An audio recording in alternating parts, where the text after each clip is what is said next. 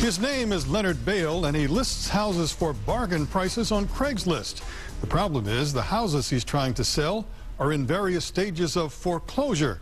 Now some local families are out the little money they had and a place to live. They are moms with children, like energetic 7-year-old Christian. He's one of the 4 Brennan kids. This family needed more room. An apartment that was smaller than my living room and kitchen was $700 a month. This was $450, which was affordable. Kimberly is a cancer survivor who thought she was buying a home where she could heal and raise her disabled son. I put new flooring in, put the gutters up. We put a brand new back deck on, everything. What you doing? What are you building? And there's Amy, who wanted a home for her 3 boys in a neighborhood providing comfort and convenience. I have friends that I've known since childhood that still live in this neighborhood, so it was a big deal. They all signed a land contract, an agreement to make monthly payments to the owner instead of getting a mortgage loan from a bank. They bought from Wolverine Investments, which is owned by Leonard Bale. But they and dozens of others are discovering what they thought was a blessing is a horrible, life-changing curse. The homes were already in foreclosure, and they say Bale never told them about it. 3 weeks ago, we got a postcard in the mail saying that the house was foreclosed and it's up for sheriff's sale on the 16th of September. I'm going to lose my house. I put money into this house. He had 6 months to make good on the mortgage, and then he would get it back from the bank, and he paid nothing. The Action News investigators went to Bale's $500,000 home in Farmington Hills to ask a few questions. But Bale didn't answer or return our phone calls. But at a West Side Detroit house Bale was trying to sell, we met Jeff Opperman. The buyers recognize Opperman as the man who worked closely with Bale, collecting monthly payments and doing work on Bale's properties. You work for Mr. Bale? I work for a lot of landlords. Do you? A lot, yep. But most of your work's with Mr. Bale? No, not most. I see. Not most. They have no permission. Well, tell me. That's it. I'm done. As Opperman drove away, both he and his passenger made it clear they wanted no part of our questions.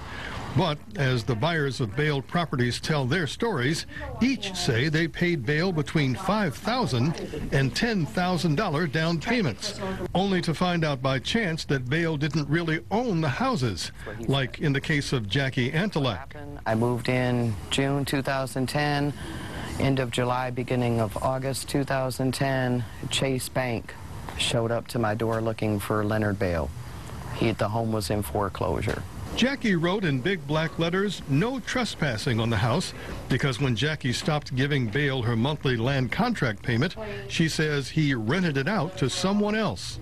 He doesn't have any compassion for human nature. He preys on single women with children, single women with children that have disabilities. They obviously didn't know they were buying a piece of property that the clock was ticking. A real estate broker for more than 3 decades in this area, Jim Seros, has heard the horror stories. It is horrendous and, in my opinion, illegal to convey title to a party and receive a consideration knowing that within a short period of time that there's going to be a knock on the door and it's going to be a bank saying, "We own this property." In some cases, the people who bought from Bale were first-time homebuyers who received thousands of incentive dollars in the form of tax breaks from the federal government. IRS rules say they must live in the first home for 3 years or pay the incentive back. If this check was received under false pretenses, I would think that that the prosecutor's office would be very interested in seeing this. Bale's Wolverine Investments is no longer a member of the Better Business Bureau, based on an investigation that followed our inquiry about complaints against the company and against Leonard Bale. So how can you protect yourself against similar scams? Well, your best bet is demanding title work from a licensed independent company that does a search of the property's history. That title search will show if there are tax or mortgage liens or if there are any issues with ownership